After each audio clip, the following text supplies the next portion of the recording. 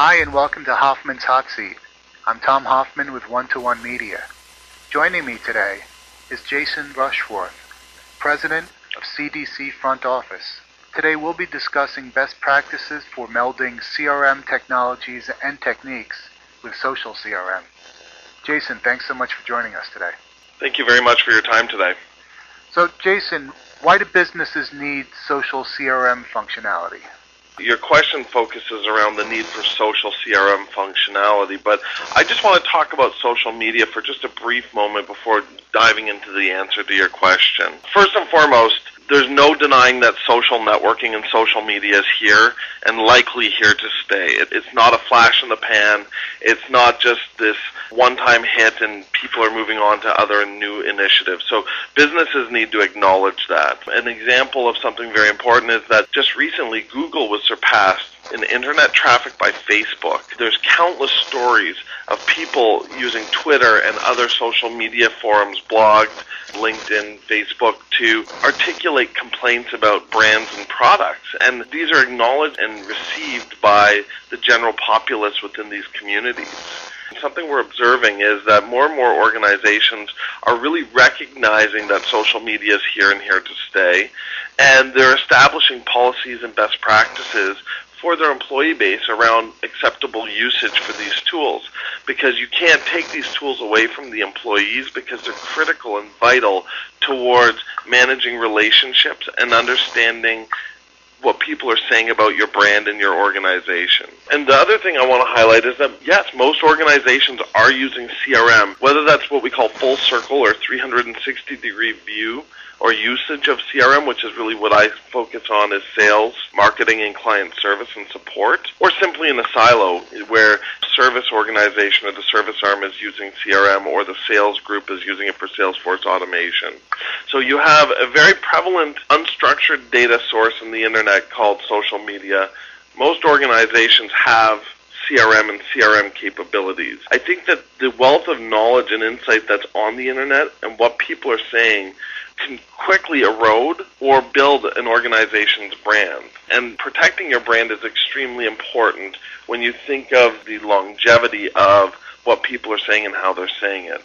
So to answer your question quite simply, why do businesses need social CRM functionality? I think first off is that you have a wealth of information that's real, and that is the social media. This is not purchase lists, and this is not just information that's been entered into a system by an organization. This is real people interacting and behaving a certain way. So by bringing the unstructured data of social media into the world of structured data, first off, it's a challenge, but it's very critical for businesses to do that because that allows them to mine and understand that information and allow users to be far more productive. And integration of social networking tools such as Facebook, LinkedIn, Google Blog Search, Inside View, and Twitter are really critical for giving the right information and insight to the end users about their customers, prospects, partners, and even suppliers. And if a vision and a strategy is properly established, this is going to give an organization tremendous power while harnessing the social media information in conjunction with their CRM data will make them extremely productive. Okay, great, thanks. So what would you say are some of the factors that are driving social CRM functionality requirements?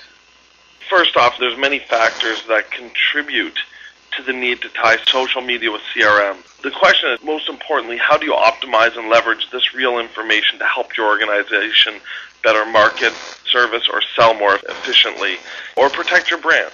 Social CRM reconnects organizations back to their customers. Customers are doing business differently over the past couple of years, and the laggards in the marketplace are not recognizing that, and organizations need to understand that this is how people are commenting, buying, and managing relationships in the marketplace.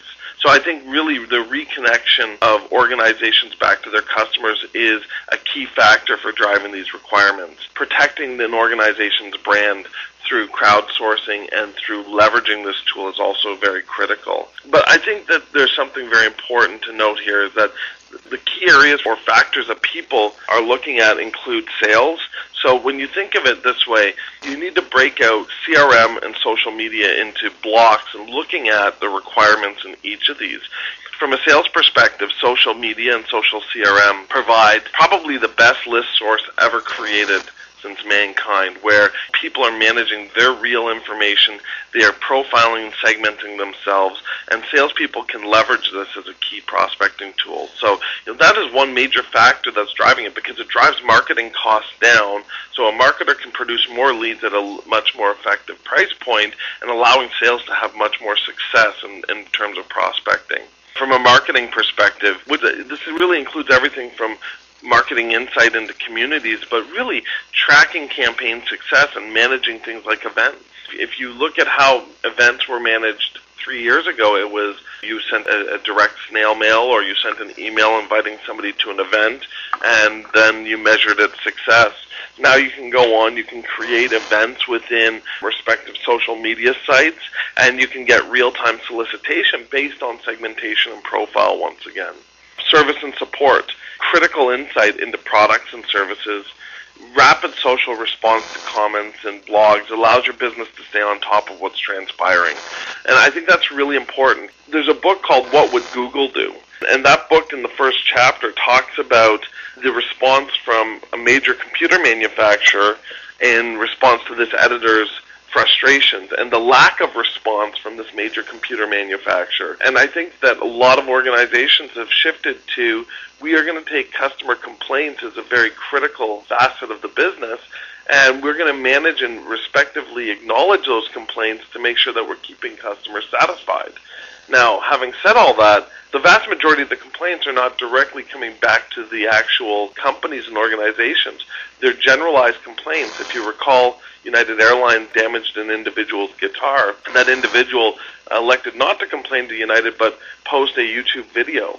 And that YouTube video got millions of hits within the first couple of weeks of just being published, complaining about the United Airlines quality of service.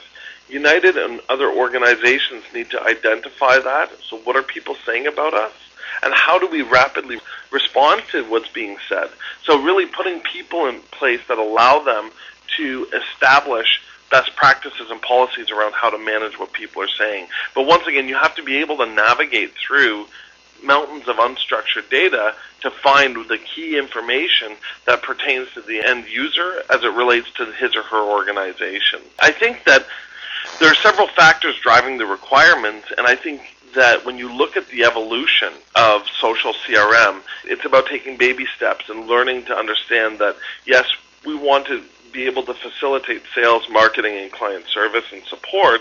Having said all that, what is the highest factor level, and can we establish true return on investment for our business case to allow us success? So finding those baby steps, finding quick wins in an implementation, and allowing you to find success that can parlay into greater and much broader use of a tool or a solution within your organization. Okay, great, thanks. So on this point about baby steps, what are some recommended starting points with social CRM? Like anything else within business, you need to develop a vision and strategy. And understanding what your vision and strategy is will truly acknowledge and define what the problem is. One business's challenge might be prospecting, and another business challenge might be brand erosion. But finding out that you can identify specific business problems and putting your strategy and mission statement in place, but then also acknowledging that there's a maturity model of where the technologies are. And these are not the CRM tools. A lot of the social networking sites might not facilitate certain kinds of requirements.